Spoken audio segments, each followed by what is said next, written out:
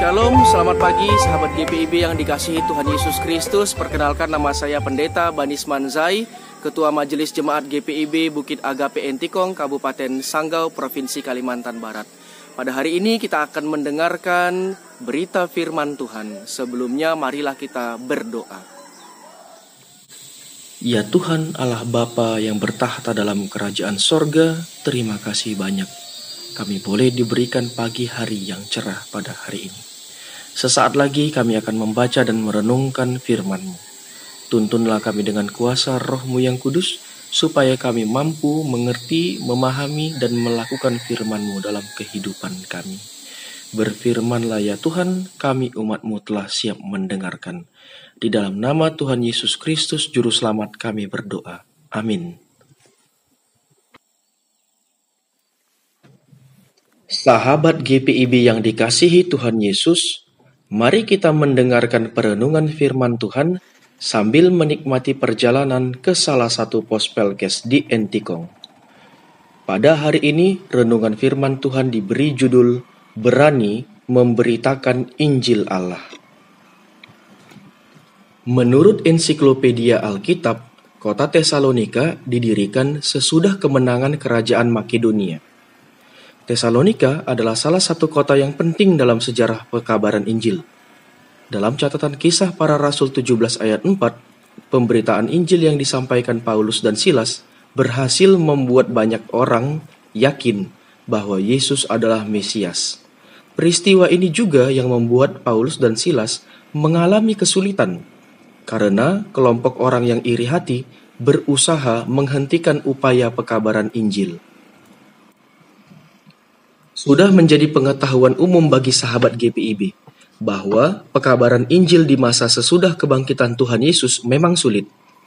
Jika kita menempatkan diri sebagai murid-murid Tuhan Yesus di zaman itu, mungkin kita akan merasa tidak nyaman atau ketakutan.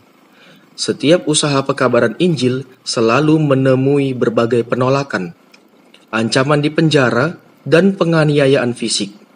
Ayat kedua dalam pembacaan hari ini mengulang kembali ingatan Paulus akan peristiwa pahit yang mereka alami di kota Filipi.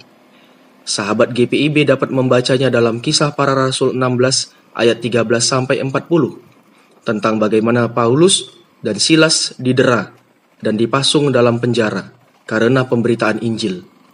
Karena itu Paulus mengatakan usaha itu dalam kalimat, memberitakan Injil Allah kepada kamu dalam perjuangan yang berat.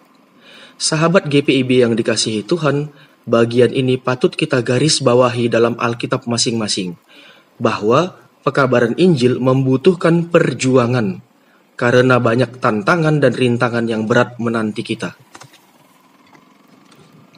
Dengan demikian sahabat GPIB, bersama dengan Paulus, kita hendak melatih diri sendiri agar berani memberitakan Injil. Menarik ketika kita membicarakan kata berani dalam pekabaran Injil. Seakan-akan memang ada hal yang menakutkan menanti kita. Pertanyaannya adalah, apakah rasa berani atau keberanian itu memang muncul dari dalam diri kita? Jawabannya tentu saja tidak. Keberanian untuk memberitakan Injil itu merupakan pemberian Allah bagi orang percaya. Mari kita perhatikan kembali ayat 2. Di situ Paulus mengatakan, namun dengan pertolongan Allah kita, kami beroleh keberanian untuk memberitakan Injil Allah. Jadi jelas bahwa keberanian itu muncul dalam hati manusia sebab dia percaya dan sepenuhnya menaruh harapan hanya pada pertolongan Allah. Melalui Roh-Nya yang kudus, Tuhan senantiasa menyertai para pelayan Injil. Kita yakin akan pertolongan Allah yang sempurna, sehingga kita merasa hidup ini terjamin dalam lindungan yang maha tinggi. Demikianlah keberanian memberitakan Injil terus berkobar dalam hati kita. Selanjutnya, Paulus berbicara tentang motivasi dalam pekabaran Injil. Pelayanan pekabaran Injil bisa saja gagal apabila didorong oleh kepentingan pribadi. Sebab itu, Paulus menjelaskan maksud baiknya kepada jemaat di kota Tesalonika dalam ayat ketiga dan keempat, bahwa tidak ada dasar yang sesat dalam pengajarannya, dan tidak ada maksud jahat dalam pelayanannya. Motivasi Paulus adalah untuk menyukakan atau menyenangkan Allah. karena dia percaya bahwa Allah selalu menguji hati manusia. Apakah manusia itu layak atau tidak untuk menjalankan tugas sebagai pelayan pekabar Injil? Dalam ayat ke-5 dan ke-6, Paulus menyatakan Allah menjadi saksi bahwa dalam pelayanan dia tidak pernah berusaha mencari pujian dari manusia, meskipun godaan menerima pujian itu ada dalam diri setiap orang, apalagi orang yang sudah bekerja keras dalam bidangnya masing-masing. Ketika Paulus mengatakan pelayanannya bukan untuk menyenangkan manusia, bukan berarti dia tidak peduli pada perasaan sesama manusia. Dalam ayat ke-7, sahabat GPIB dapat melihat bahwa Paulus menjalankan tugas pelayanan dengan ramah. Sikap ramah itu diandaikan dengan aksi seorang ibu yang senantiasa mengasuh dan merawati anaknya. Dengan demikian, Paulus menggambarkan pelayanannya kepada jemaat sebagai sebuah keluarga. Semua orang harus saling bekerja sama dan saling mengasihi dalam tuntunan Roh Kudus, sehingga semua bangsa dapat menjadi murid Tuhan Yesus melalui pekabaran Injil yang ramah. Sungguh luar biasa praktek pelayanan yang dilakukan oleh Paulus bagi jemaat di Tesalonika, sehingga ada banyak orang yang percaya kepada Yesus Kristus. Sikap Paulus itu patut menjadi teladan bagi kita semua. Ada 3 pelajaran yang dapat kita renungkan pada pagi hari ini. Yang pertama, hendaklah kita selalu berdoa meminta pertolongan Roh Kudus dalam setiap pelayanan atau pekerjaan, sehingga kita beroleh keberanian untuk terus melayani dan bekerja, meskipun banyak rintangan dan masalah dalam pekerjaan atau pelayanan itu. Misalnya, dalam pelayanan pekabaran Injil, kita harus menghadapi penolakan, jalan yang rusak, bahkan jemaat yang malas beribadah. Kita tetap terus maju, karena percaya Roh Kudus senantiasa menjadi penolong yang menyertai pelayanan kita. Percayalah, pelayanan itu tidak akan sia-sia. Yang kedua, kita harus memiliki motivasi yang benar dalam setiap pelayanan atau bidang pekerjaan apapun yang kita jalani saat ini. Pelayanan dan pekerjaan bidang apapun merupakan suatu panggilan Tuhan bagi sahabat GPIB. Agar menjadi berkat bagi diri sendiri, keluarga, dan masyarakat, berbagai usaha kita harus didorong oleh rasa takut akan Tuhan. Sehingga ketika kita melayani atau bekerja, kita memiliki tujuan untuk memuliakan nama Tuhan, bukan untuk menyenangkan hati manusia, apalagi mencari pujian dari sesama manusia. Dalam Kolose 3 ayat 23, setiap orang percaya juga diingatkan supaya apapun juga yang kamu perbuat, perbuatlah dengan segenap hatimu seperti untuk Tuhan dan bukan untuk manusia.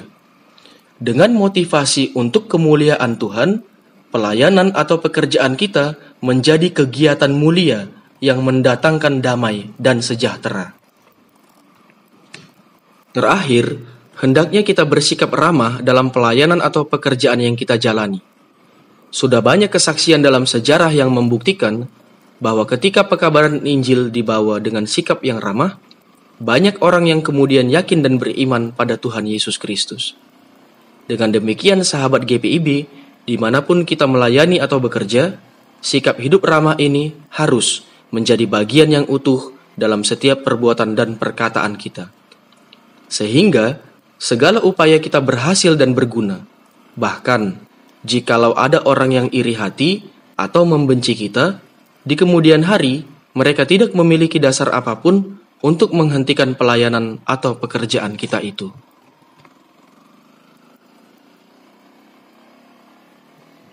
Sahabat GPIB yang dikasihi Tuhan, kiranya renungan firman Tuhan pada pagi hari ini dapat menjadi motivasi yang baik bagi kita semua. Amin. Mari kita menutup di dalam doa. Ya Tuhan, Allah Bapa di sorga, Allah yang mulia, Allah yang kami kenal melalui anak-Mu yang kekasih, Yesus Kristus Juru Selamat. Pagi ini kami sudah membaca Alkitab dan merenungkan isi firman-Mu. Tuntunlah kami ya Tuhan, agar kami diberi keberanian untuk menyampaikan Injil Kerajaan Sorga, sehingga semakin banyak orang yang yakin dan beriman kepada Tuhan Yesus. Kami juga memohon ya Tuhan, agar Tuhan selalu menguji hati kami, supaya kami selalu menyenangkan Tuhan dalam setiap pelayanan dan pekerjaan yang kami jalani saat ini. Karuniakan juga kami hati yang sabar dan sikap yang ramah, sehingga perbuatan dan perkataan kami dapat membangun kehidupan yang baik bagi sesama manusia. Pagi ini kami akan melaksanakan aktivitas masing-masing. Kiranya Tuhan memberikan kami kesehatan dan kekuatan, sehingga apapun yang kami kerjakan dapat berhasil. Hamba-Mu juga berdoa, kiranya setiap sahabat GPIB yang melayani dan bekerja dengan jujur dan setia, senantiasa diberikan kelimpahan rezeki. Kami memohon dalam nama Tuhan Yesus Juru Selamat kami. Amin. Sahabat GPIB yang dikasihi Tuhan Yesus Kristus, demikianlah perenungan firman Tuhan pada pagi hari ini. Biarlah firman Tuhan ini menjadi berkat bagi kita semua. Selamat pagi, Tuhan Yesus memberkati kita semua.